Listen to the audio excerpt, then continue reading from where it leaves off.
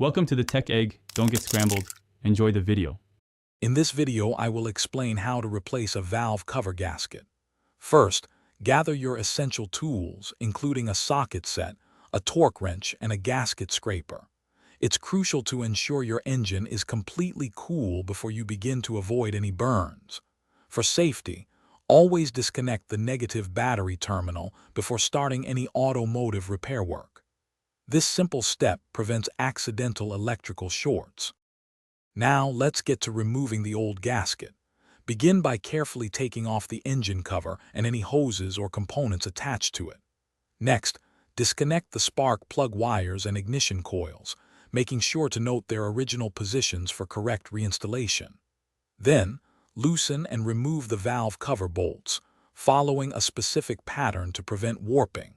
Finally, gently pry off the old valve cover and thoroughly clean the mating surface. With the surface clean, it's time to install the new gasket. Apply a thin bead of RTV sealant at the specified corners of the cylinder head, as indicated by your vehicle's service manual. Carefully place the new gasket onto the valve cover, ensuring it sits perfectly in its groove. Reinstall the valve cover, tightening the bolts to the manufacturer's torque specifications, typically around 89 inch-pounds in the correct sequence. Finally, reconnect all components, including the spark plug wires and the battery. After everything is reassembled, start your engine and let it run for a few minutes. Visually inspect around the new gasket for any signs of oil leaks. It's also a good idea to check your engine oil level and top it off if necessary.